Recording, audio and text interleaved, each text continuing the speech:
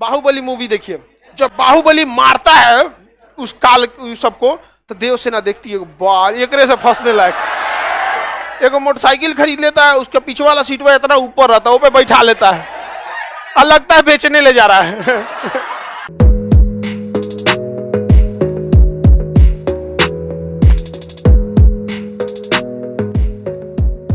आगे बढ़ जाएं, जैसे हम लोग के उत्तर भारत में देखेंगे ठाकुर साहब, पुराने फिल्मों में देखिएगा अमीशपुरी ठाकुर साहब बता ठाकुर साहब आ रहे हैं, नहीं समझ में आएगा।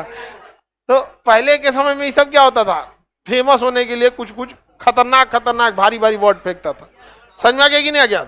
आगे बढ़े तो देखिए अरुणो राज के समय ही, और ये अजमेर से इन लोग का एक्सपेंशन चालू हो गया, विस्तार चालू हो गया, और ये हरियाणा और इंद्रप्रस्थ पर जाके कब्जा कर लिए। इंद्रप्रस्थ मतलब दिल्ली, इस एरिया में क्या कर लिए, कब्जा कर।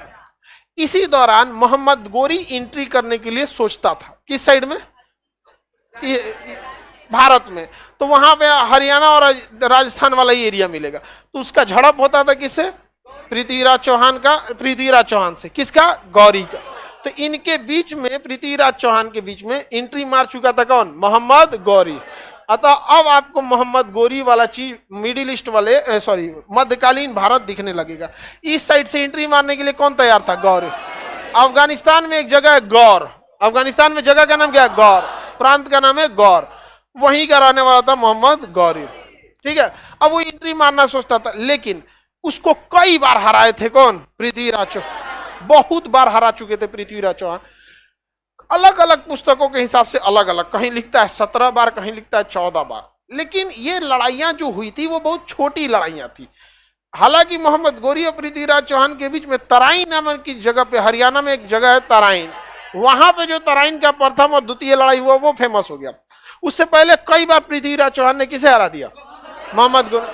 कभी भाग गया, बार बार मोहम्मद गौरी देखता था हार गए तो भाग जाता था, फिर मोहम्मद गौरी को पकड़ते थे कौन, पृथ्वीराज चौहान, और उसको फिर युद्ध धर्म का पालन करते हुए क्या करते थे, छोड़ देते थे। समझ में आएगी नहीं? इसी बीच जो थे पृथ्वीराज चौहान, यानी पृथ्वीराज तृतीय को कही पृथ्वीराज चौहान, इस साइड में एक्सपेंशन के लिए सोचने लगे कि इधर भी हमारा क्या होना चाहिए, विस्तार होना चाहिए। इस साइड में मालवा का शासक जो था, नाम था जयचंद्र। मालवा के शासक का नाम क्या था, जयचंद्र। जयचंद्र को यह बात उतना पसंद नहीं आया। हालांकि जयचंद्र और पृथ्वीराज चौहान दोनों साथ मिलकर किसे हराए थे, डायरेक्ट लड़ाई में मोहम्मद गौरी, ये पृथ्वीराज चौहान जब गौरी से लड़ते थे तो डायरेक्ट साथ नहीं देता था, लेकिन हाँ पीछे से बैकअप सपोर्ट ये देता रहता था। लेकिन मोहम्मद गौरी को ये कई बार हरा दिए थे पृथ्वीराज चौहान। इस वजह से जयचंद की जो बेटी थी संयोगिता, संयोगिता ये मन ही मन किसको पसंद करने लगी थी, पृथ्वीराज चौहान। तो देखो भाई एक चीज है इस सब के लाइन, अगर आप योग्य नहीं है ना तो कोनो ना पूछेगी आपको, कोई चांस नहीं है आपको। समझ में आ गया कि नहीं? लेकिन जिस दिन आप योग्य हो गए, आप कैसो एकदम मुझौसल रहेंगे, कोई दिक्कत नहीं है। समझ में आ गया कि नहीं? कैसो टेढ़ रहिए, कोई मतलब नहीं रहता, लेकिन क्या होना चाहिए, योग्य। और पृथ्वीराज चौहान बहुत ही बलिष्ठ, कोई कमी नहीं था मतलब उनके अंदर, और दूसरा योग्य एकदम थे। देखिए बाहुबली मूवी देखिए, जब बाहुबली मारता है उस काल सबको, तो देवसेना देखती है बार एकरे से फंसने लायक, यही है ये एकरे खोजिए रहे थे, फंस जाते हैं इससे। समझ में आ गया? तुरंत फंस जाती। कोई मेहनत किया, कोई मेहनत नहीं किया वहां पर। और वही देवसेना के गौवा में एक बकलोलवा के पीछे पीछे रहता था, नहीं देखते थे? हाँ अच्छा क्या नाम था, कुमार वर्मा, कुमार वर्मा। उसको पूछती है, नहीं बेचारा पीछे पीछे घूमते, हाँ देवसेना देवसेना ए लोल का, ये सिलेबस में है ही नहीं है। समझ में आ गया कि नहीं आ गया? ये सिलेबस में नहीं, बस उसको लगना चाहिए ही इज कैपेबल, फंस जाते हैं इसी से। समझ में आ गया कि नहीं आ गया? समझ में आ रहा है कि नहीं आ रहा है? और बाकी कोई चीज ही सब नहीं काम आता है। समझ में आ गया कि नहीं आ गया? सीधा साधा लड़े रहे, योग्य रहे। समझ में आ गया कि नहीं? लेकिन लड़का सबको पता नहीं कौन उल्टा सिलेबस पढ़ा दिया। वो लड़की देखता है तो मोटरसाइकिल तेज कर देता, अरे यार ये सिलेबस में है ही नहीं है, उसको ऐसा पसंद है नहीं, कहेगी बैठा के ऐसे तेज करेगा, मुंह लटिए जाएंगे। गलत सिलेबस पढ़ेगा तो कट ऑफ के नीचे ही रह जाएगा तुम यहाँ। समझ में आ रहा है कि नहीं आ रहा है? हाँ? लिख रहा है रे चोट्टा कहीं का, तो हाथों पे लिख रहा है रे।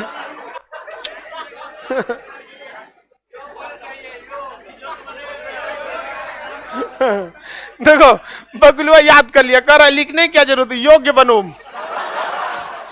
लेकिन तुम्हारे पे डाउट है बगुला, योग्य बनने के बाद भी कम से कम पोलियो ग्रस्त नहीं लगना चाहिए। आगे देखते हैं। तो मन ही मन, देखिए ध्यान से, मन ही मन संयोगिता किसे पसंद करने लगे। और इसमें गलत क्या है? राजा की शादी रानी से, माने राजघराने की लड़की की शादी राजघराने से ही होती थी, तो हर लड़की को उस समय स्वयंवर का अधिकार दिया जाता था कि मतलब अपने हिसाब से लड़का को पसंद कर लो। आज भी अगर लड़की आप लोग का जवाब हो जाएगा ना, तो आप लोग के लिए आज भी ये ऑप्शंस खुले रहेंगे कि आपको आपका पसंद पूछा जाएगा कि बबनी ये ठीक है कि नहीं है। तो आप उस समय आप अपना चॉइस रख सकते हैं कि ना बूढ़ हो गई है, समझ में आ गया कि नहीं? वैज्ञानिक। लेकिन अगर आपका नौकरी नहीं है तो फिर ये उम्मीद छोड़ दीजिएगा कि घर वाला पूछने वाला है, उसी के हिसाब से आपको जौने घाट लगा दिया चल जाइए वही घाट। समझ में आ गया कि नहीं आ गया? क्या है? आगे बढ़े। तो पृथ्वीराज चौहान जो थे वो योग्य थे। पृथ्वीराज चौहान को संयोगिता ने इसका संदेश भिजवाया कि मैं ये मतलब आपसे विवाह करना चाहते। तो आजकल के तरह ये सब नहीं ना होता था, आजकल तो ससुरा एकदम रद्द कर दिया है सब, लड़का लड़की सब।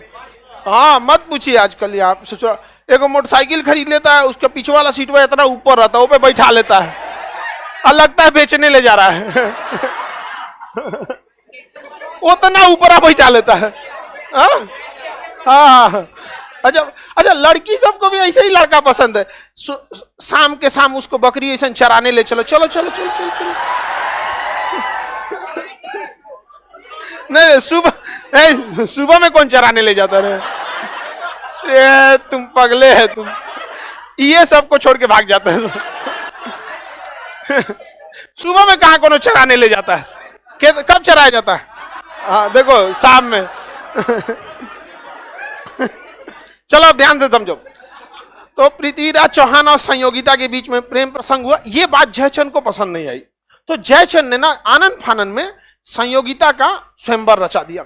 अब इसमें जयचंद की मंशा गलत थी। जयचंद पृथ्वीराज चौहान को डिमोरलाइज करना चाहते थे। अगवन और सारे राजाओं को संदेश भिजवाए कि आप मतलब हमको मेरी बेटी के लिए क्या चाहिए, लड़का चाहिए, आप आएंगे। लो सब आया था सब। और जयचंद जो क्या किया, पृथ्वीराज चौहान की प्रतिमा मूर्ति लगा दिया, वो भी द्वारपाल के रूप में। कहाँ लगा दिया? समनुमा, बेइज्जत करने के लिए कि भाला दे के द्वारपाल के रूप में।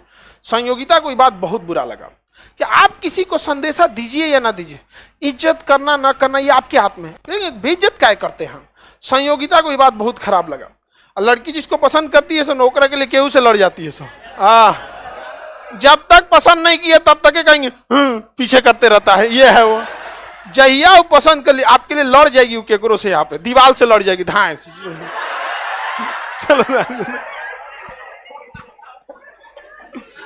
चलो ध्यान।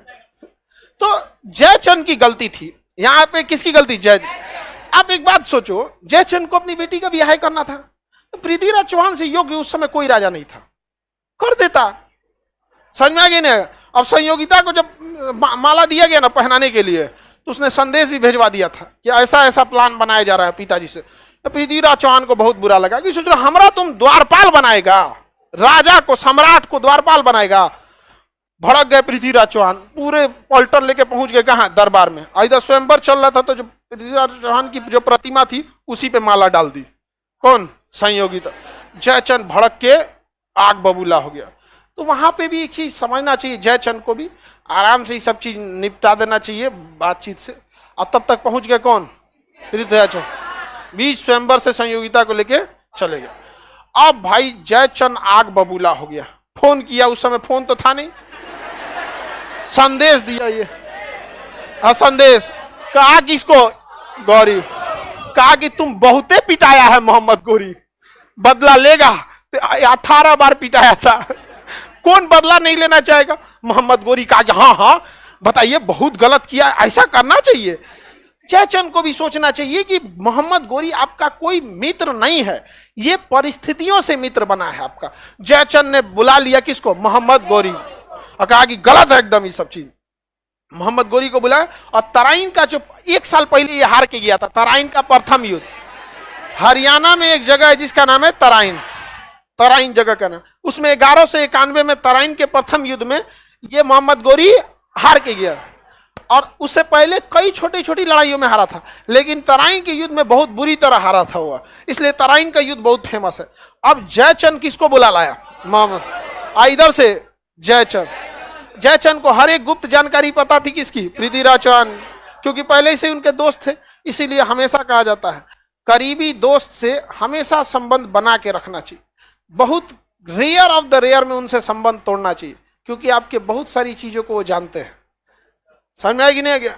तो पहली बात की थोड़ा सा, खैर अभी आप लोग स्टूडेंट लाइफ में, अभी आप लोग के लिए इतना इंपॉर्टेंट बातें क्या रहता है, आगे समझे? बकलो तो लाइफ में कौन चीज का बात है अभी, एक लाइफ जब शुरू होगी आप लोग सेटल होंगे तब। 1192 में तराइन का द्वितीय युद्ध होता है। इस युद्ध में मोहम्मद गोरी के साथ कौन लड़ते हैं? जज मोहम्मद गोरी के साथ। और 1191 में तराइन के द्वितीय युद्ध में किसे हरा दिया जाता है? पृथ्वीराज चौहान को हरा दिया जाता है।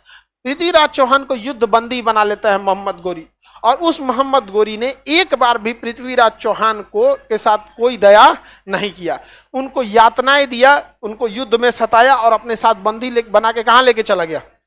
अफगानिस्तान लेके चला गया, गौर में लेकर चला गया, और वहां उनकी क्या कर दी गई? हत्या कर दी गई थी। इनकी पृथ्वीराज चौहान की क्या कर दी गई? हत्या कर दी गई। बाद में मोहम्मद गोरी के ही दरबारियों ने किसी हत्या कर दिया? मोहम्मद गोरी का। तो मोहम्मद गोरी का तो हम लोग का मेन टॉपिक था ही नहीं, हम लोग का तो टॉपिक क्या था? चौहान में।